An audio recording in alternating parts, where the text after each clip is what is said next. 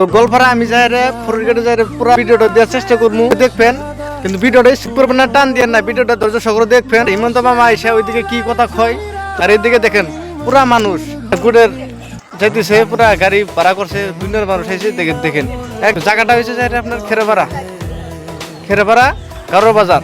Hello guys, কইছিলাম হিমন্ত মামা আইব বলে, তো এখানে মানে তো এখানে কোনো এই সিস্টেম নাই, তো মানে ভিতর যাবার দেয় না। তার মধ্যে হইলো হিমন্ত মামা এখন আইব না আইব তার কোনো সঠিক খবর নাই, যার জন্য আজকে মানে উপরও মানে একদম মানে বৃষ্টির ভাব, বরখনের ভাব, তো বৃষ্টি হারে, যার জন্য আজকে মানে অল্প টুক মানে সময়ের জন্য মানে 2 সেকেন্ড বা 3 সেকেন্ড ভিডিও করলাম।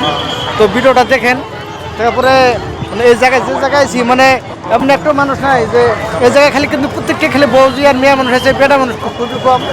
মানে আজকে যে তারা বাড়িতে রানবো কেরা, বাড়ি এলাকা খাবো কিটাও, কিন্তু সেই মানুষটাও নাই, সব মানে এইখানে আয় পড়ছে। ইফতারে কতজন রোজা আছে, কতজন রোজা নাই, মানে বহুত খালি লেডিস আর লেডিস, মানে ভাবছিলাম যে দেখা মনে করে, তো এবার দেখা নাই, যার জন্যে তার মানে কি মিটিংটা ভাঙাই দিল নাকি, তখন আর তাইছি না, খারাপ হয়ে গেছে। তার মানে মামা আইব না আইব তার কোনো সঠিক খবর নাই। ভিডিওটা এখানেই সম্পূর্ণ ভিডিওটা দেখেন। তো আপনার করে যদি ভালো লাগে তাহলে লাইক শেয়ার করে কমেন্ট করে জানাবেন। তো ধন্যবাদ সবাইকে।